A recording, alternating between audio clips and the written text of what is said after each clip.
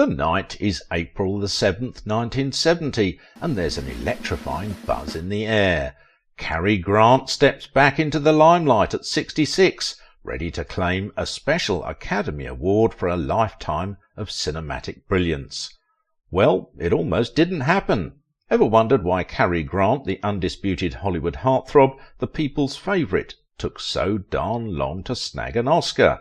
I mean, seriously, he was the guy, loved by all, so what gives? Well, Grant's Oscar journey runs deeper than your typical Hollywood tale. Imagine the golden age of Hollywood, a time when contracts for actors were as rigid as the studio sets themselves. Now enter the suave and debonair Cary Grant, a trailblazer who decided to rewrite the rules. In 1937, Cary Grant made history by becoming the first actor to shatter the ironclad contract system. After his initial 5-year exclusive deal with Paramount ran its course, Grant emerged as a freelance actor for hire, working on a per-film basis. He graced the silver screen in 24 features, even lending his talents to other studios on 3 occasions, but his salary was a roller coaster. Starting at a modest $450 a week in 1932, it climbed to $3,500 by 1936, but still way below the $6,500 per week that Gary Cooper, his rival at Paramount, was making in that same year. Let me clarify something right away. It wasn't just about the money for Cary Grant. He wasn't that kind of guy. No, there was more. In 1934, the spotlight turned to MGM, the studio famously boasting more stars than there are in heaven. This was the place Grant believed suited his style and image. MGM had its eyes on him, wanting to borrow Grant to play the crucial role of Captain Bligh's first mate in Frank Lloyd's Mutiny on the Bounty. For Grant, this film was more than just a paycheck. It was the golden ticket to becoming a major star. But when Zucker, the head of Paramount, slammed the door on the loan-out proposal, MGM didn't give up. Instead, they handed the role to their own relatively unknown contract player, Franco Tone, and Mutiny on the Bounty sailed its way to winning the Best Picture Oscar for 1935, and its 3 stars, Clark Gable, Charles Laughton and Tone, all earned nominations for Best Actor. Cary Grant never quite got over his grudge against Zucker, and when it was time to consider renewing his contract, Grant threw everyone for a loop. Instead of jumping at enticing offers from big studios, he said, no more exclusive contracts. And to emphasize just how serious he was about this newfound independence, he did something unheard of. He ditched his Academy membership. In an industry where the regular paycheck was king, this was seen as career killer. Only Chaplin had pulled off something similar, and he had to start his own studio. Why is it so important? Because Cary Grant wasn't just making a career move, he was making a statement, a bold refusal to let bygones be bygones with Zucker, and a commitment to carve his own path. But this decision costs him greatly. Let me explain why. But before we really dive deep, sign up for our newsletter now. Don't miss a single vintage tale. Link in the description. While reading Mark Elliott's biography about Cary Grant, I came across a very interesting story I want to share with you. Everyone dreams of embodying the timeless charm of Cary Grant, and I too find myself yearning for that magnetic allure. My life has been a dance between the personas of Archie Leech and Cary Grant, caught in the ebb and flow of uncertainty, grappling with the essence of each. In the pursuit of authenticity, I embarked on a journey where I played the part of the person I aspired to become, only to discover that, in time, the lines blurred, and he and I seamlessly melded into one another, Cary Grant said. It's a tale of transformation, where the destination is not just a reflection of aspiration, but a harmonious union of self-discovery. These words really get to the core of Cary Grant's own journey and how he felt about himself. He kind of shows us this intricate interplay between how he saw himself and what was real, you know? In this video, I'll show you the depth and realness behind the cool, charming Cary Grant we all know. Sit back and let's delve into the tale of the man who dared to break free from the studio shackles and redefine the game for actors in the glitzy world of Hollywood. It's a story of charisma, competition, and a dash of old Hollywood glamour. He truly stood out as the paramount figure in the rich history of cinema. Capturing the essence of his brilliance is no small feat. He effortlessly embodied both allure and imperfection. He seamlessly blended these contrasting facets. Beyond the silver screen, however, he bore the quirks of a person. Frugality and inclination towards suspicion were woven into his fabric. As a man, a husband, and perhaps even as a father, he might have been deemed a meticulous individual. The enigma of being Cary Grant appears daunting, yet who can resist contemplating the pursuit? After all, who wouldn't be captivated by the challenge? When you venture into the realm of screwball stars like William Powell, you find distinct traits. Powell exudes one-dimensional debonair charm. Ray Milland embodies a certain blandness. Don Amici carries a plebeian aura with a hint of Latin suspicion. Henry Fonda stands as the epitome of uprightness, and Gary Cooper masters the art of plain speaking. Cary Grant merged and embodied all these qualities. He was like the living embodiment of versatility. He was a master at capturing the essence of various personas. His illustrious film career spanned 34 years. It reached its zenith with his dual role as George Chaplin, Roger O. Thornhill, in Alfred Hitchcock's timeless masterpiece, North by Northwest. This film not only marked the pinnacle of Grant's magnificent body of work, but also represented the artistic peak for Hitchcock himself. North by Northwest allowed the introspective filmmaker to contemplate his profound preoccupation, his own mortality. This reflection came to life on screen through the exciting adventures of his favoured leading man. It turned out to be a wild, imaginative flight in the realm of cinematic fantasy for both of these iconic figures. They sort of mirror his own ongoing struggle, balancing the whole fame circus with a deep-down wish for a super-private life.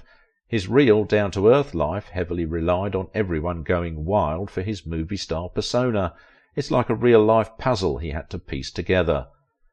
Absolutely, when you saw Cary Grant on the screen, it was like witnessing perfection. The man from Dream City, as Pauline Kael once coined him. He embodied the dream every man secretly wished to be, and was the strikingly handsome lover every woman yearned to be with. To the world enchanted by his films, he became someone worthy of adoration and worship, even if it seemed like everything from his self-assured swagger to his irresistible romantic charm and the poetic flow of his ultra-British name was as meticulously crafted and artificial as, well, George Chaplin himself. Once he hit stardom, Cary Grant stuck pretty close to the Cary Grant image we all know. That dazzling smile, the distinct shuffle of his slightly bow-legged walk, the smooth slide of his voice, and the cool cleft in his chin, and those deep brown eyes that were like twin beam projectors of his inner emotions, connecting him to the world. Movie stars are like these larger-than-life versions of what we all dream, hope, and fantasize about. We connect with them so much that their good looks kind of become a symbol for being morally and emotionally perfect. That's why they get worshipped when they're at the top. But that A-list status usually doesn't stick around for more than 5 years. In movie terms, that's maybe a handful of big roles for a guy and even fewer for a woman. Then reality hits, crashes their non-stop party, and boom, they're suddenly separated from their fans, and you know it's the beginning of the end when that first wrinkle shows up on what used to be a flawless face, the start of a cinematic shooting star's downhill slide. But Cary Grant stayed a big deal at the box office for a whopping 34 years. Instead of following the usual pattern of a decline in ticket sales, he flipped the script. The older he got and the longer he stayed in the movie game, the more people loved him. That's something you don't see every day. He was the ultimate Hollywood go-to guy for pretty much every big director. They loved having him on board, the first choice to light up their best films, and not to mention he's often sharing the screen and adding that extra touch of brilliance to some of the most stunning women ever in the movie business. Now, here's a fascinating detail. The man Time magazine crowned the world's most perfect male animal didn't set foot in Hollywood until he hit the ripe age of 28. Yeah, you heard it right. Fashionably late to the Hollywood scene. Before making waves in the movie biz, he spent most of his 20s wowing Broadway audiences with musicals and comedies. Over the next 3.5 decades, Cary rocked the movie scene, shaking up how we see the romantic American male. In the crazy world of Hollywood, where they're all about that wasp beauty, the British-born Archie Leech underwent a profound transformation. They turned him into the image of their dream American self and slapped the name Cary Grant on him for the world to see. But here's the thing. Despite being this Hollywood heartthrob, Grant felt something was off early in his career. It wasn't just about looking good for the big shots. He sensed this gap between the image they crafted for him and who he really was. Without a brilliant script giving life to a compelling character, minus a genius costume designer sprucing him up, and without that cinematic glow from a make-up artist, he worried he might be just a hollow symbol of stardom. It's like, the whole movie star package felt a bit soulless without the right crew and cast to bring it to life. Grant grappled with the fear that deep down he might be less than the sum of his movie star persona, a lifeless cinematic symbol. A battle against time that reality would never let him win. As we ventured into the 50s, a pivotal era for both him and the century, he got choosier. Every screen role, every director he picked became a strategic move. He hand-picked only the roles and the visionaries who truly understood the intricacies of his unique magic. These were the directors who knew the secret to make him dazzle audiences repeatedly without ever revealing the enchanting trick up his sleeve. It was a delicate balance between illusion and reality, and Grant mastered it with an artistry that left audiences spellbound. Let's hop into the time machine back to 1953. Cary Grant had some interesting options on his plate. He actually passed on 3 pretty big roles. Norman Maine went to James Mason in A Star is Born with Judy Garland. Gregory Peck nabbed the role of reporter Joe Bradley in Roman Holiday alongside Audrey Hepburn, and Humphrey Bogart grabbed the part of Linus Larrabee in Sabrina. Now, in the middle of these choices, Cary decided to play it safe. Teaming up with his favourite leading lady, Deborah Kerr, they made Dream Wife, your classic romantic comedy by the numbers for MGM. But Dream Wife didn't quite land as expected. Cary Grant, just shy of hitting the big 50, started feeling like the magic was slipping away. In fact, he was thinking about retiring. Here's where it gets interesting. Here comes his saviour, one of Cary's all-time favourite directors, none other than the master of suspense himself, Alfred Hitchcock. To Catch a Thief revolves around the question of whether John Robey, the smooth and sophisticated jewel thief who once ruled Europe, has truly retired or is still at it. Robbie is convinced that someone out there is imitating his style, vehemently denying that he's the person everyone believes him to be. The plot beautifully reflects the real-life challenges faced by both Cary Grant and Alfred Hitchcock, a non-stop navigation of identity and self in the captivating realm of Hollywood. And just like that, Cary Grant made a triumphant return to the scene.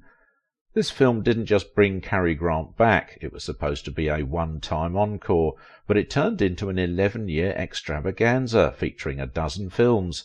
In each one, Grant slipped back into his familiar on-screen roles: the charming romantic lead, the witty talker, the athletic dude, the life of the party, the classy hero. But in 1966, Grant found himself facing the unexpected. Charles Walters' Walk Don't Run hit the scene, and things took an intriguing turn in Grant's journey.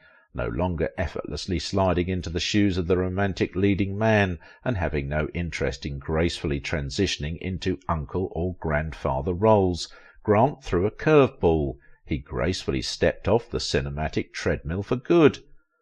The link between his real-life self and the cinematic persona he had so expertly crafted remained elusive.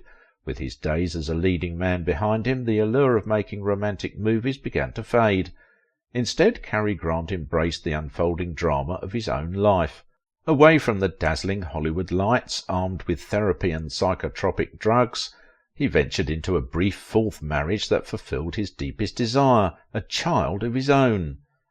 In the last 2 decades of his life, Grant got closer than ever to reconciling the age-old struggle between person and persona.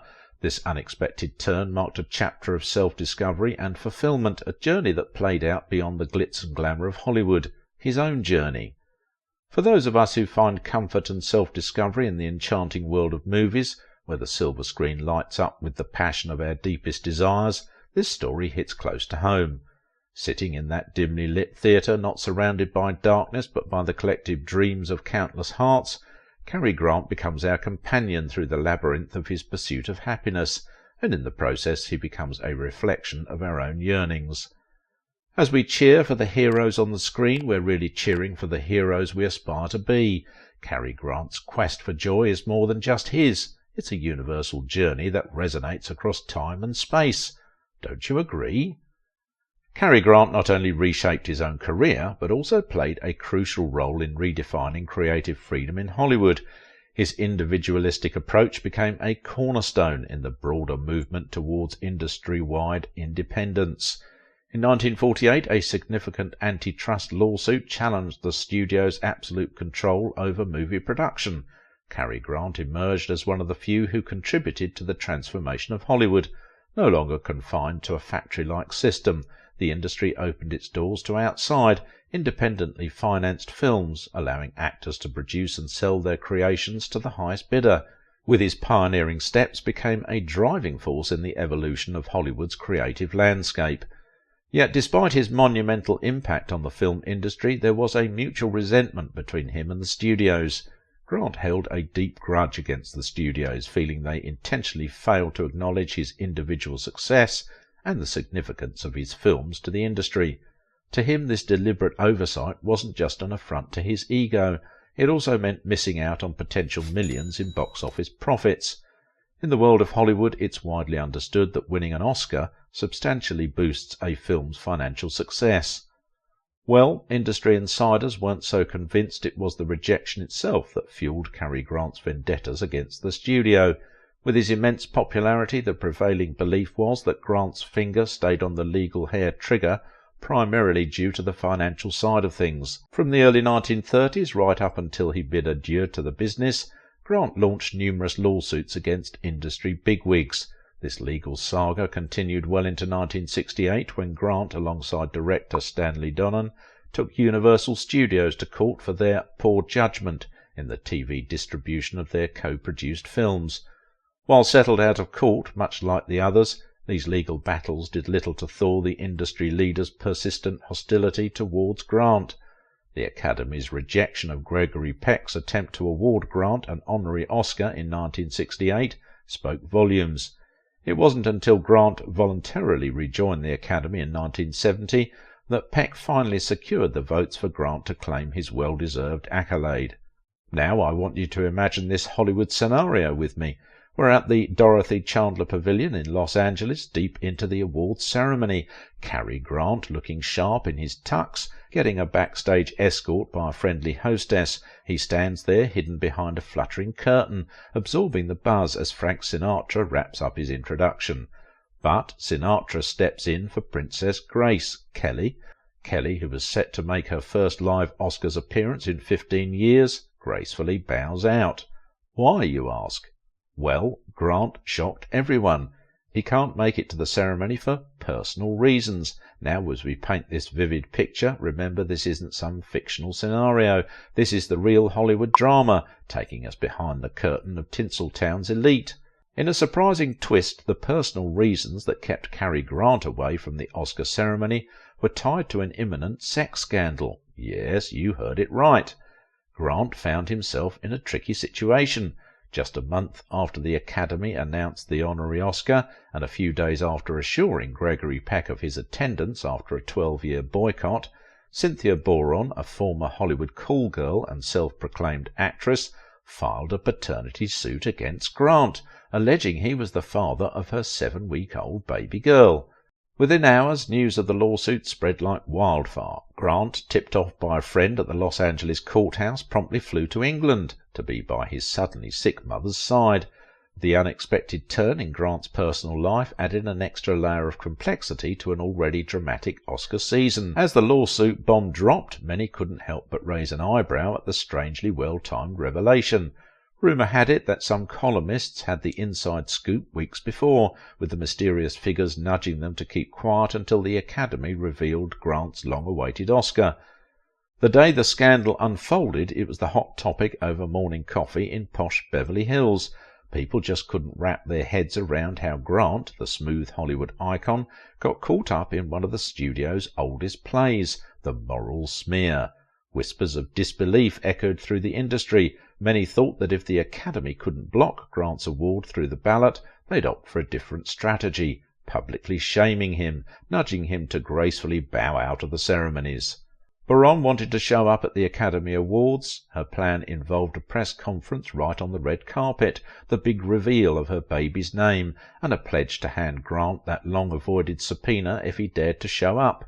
In late March, Grant let Fox handle Boron's subpoena and quietly returned to Los Angeles. He willingly provided blood samples the next day, as agreed upon by Boron's lawyers.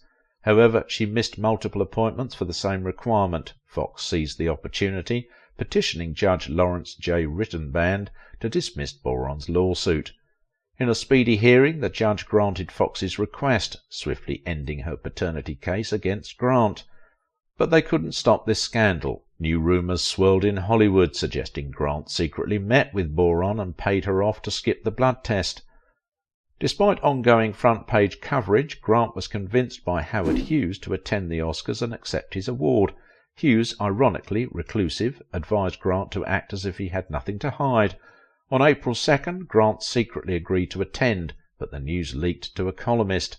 Peck called Sinatra to be the presenter, and Grant sought support from his ex-wife Diane Cannon, also nominated that year.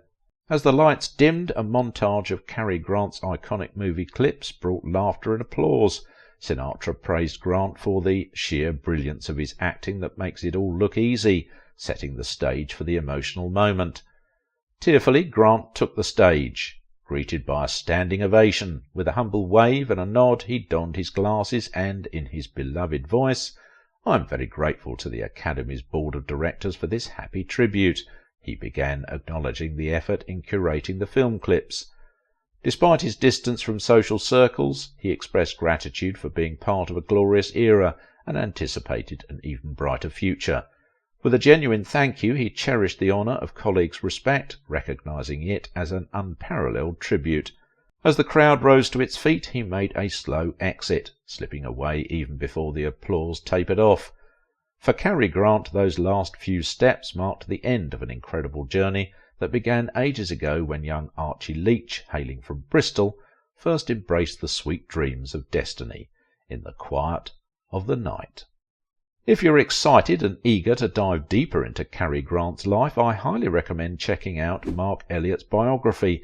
It offers a truly unique perspective on understanding this legend. You can find the link to the biography in the video description. But there is something else I started doing recently that's had an even bigger impact how I see the glamorous Hollywood now. So check out my deep dive where I explore how Jane Russell's biggest scandal caused protests and public outrage.